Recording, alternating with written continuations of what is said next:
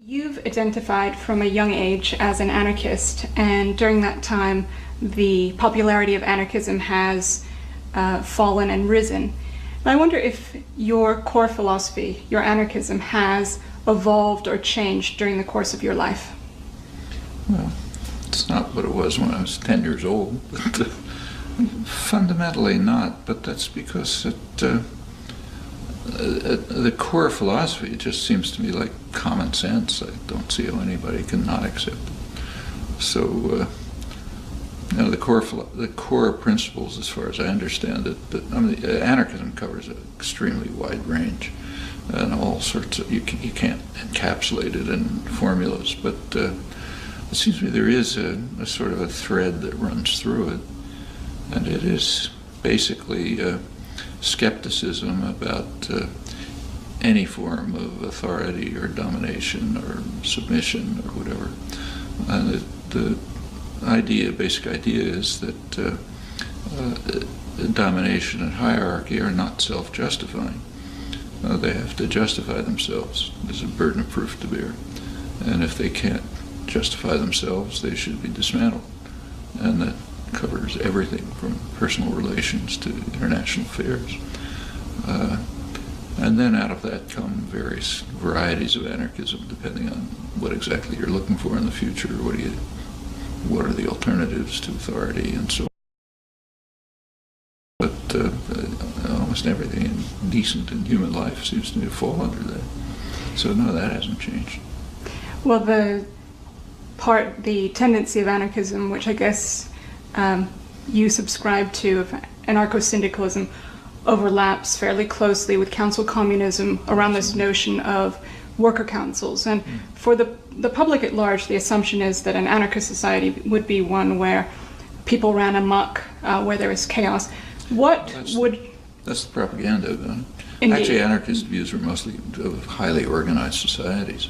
So what would that society look like, a society of worker councils? Worker councils, I think, should be one component of it. So it means in any institution, say a university or a factory or whatever it is, the participants would run it. They'd run it through councils in which people participate and make decisions. Actually, it's not unlike a faculty, which is about as close to this model as you get in our world, where it's, there are outside controls, but pretty much the faculty makes decisions about what happens internally. Actually, one of the things that makes university life appealing, much more so than higher paid professions, is that you're running your own life to a large extent. I mean, there are duties, but they're supposed to be shared, and shared by common agreement.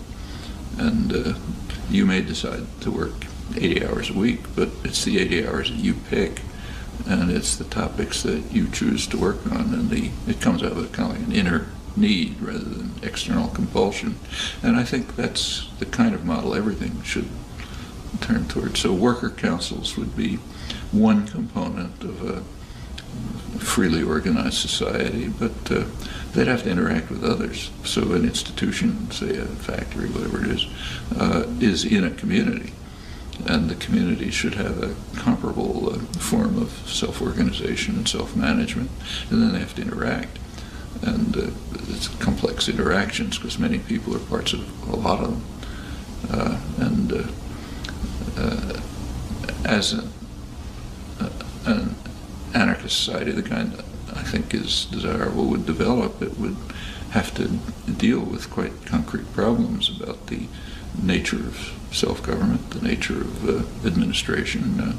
Do you want to distribute jobs so that they're fixed, or do you want circulation of responsibilities and actions? And there's no simple answer to that. Like, you want people to be trained as surgeons, let's say. On the other hand, you don't want all the dirty work done by a special category of people. So that has to be worked out. Distribution of job functions and interactions between different forms of what should be voluntary association. And there are many other problems, like what happens if somebody doesn't want to be part of take on the responsibilities of a community. I mean, those are problems that exist in any society, and they would exist in a different form in a more free society. And at this point, you have lots of different ideas. So there are people, basically anarchists, who think that payment, what you earn from your work, should be proportional to effort. There are others who think that's not an appropriate model, that it should be independent of effort. I tend toward the latter, but most of my friends tend toward the former. So, but these are real questions, and they're innumerable ones. Well, thinking about the road to a stateless society, an anarchist society, you have written that you believe that radicals should defend those gains which have been fought for by people that are embodied in the state, such as social security, such as progressive taxation. Other anarchists might argue that this holds people within the kind of paternalistic grip of the state. Why do you come down where you do on this? You have to ask what the alternatives are. I mean, many anarchists just consider the state the fundamental form of oppression. I think that's a mistake. I mean, of the various kinds of oppressive institutions that exist, the state is among the least of them. The state, at least, to the extent that the society is democratic, various degrees and types, but to the extent that it's democratic, you have some influence on what happens in the state. You have no influence on what happens in a corporation. They're real tyrannies. And as long as society is largely dominated by private tyrannies, which is the worst form of oppression, people just need some form of self-defense. And the state provides some form of self-defense. So to say, well, let's dismantle Social Security means concretely, let's decide that disabled widow across town will starve to death. And I don't agree with that.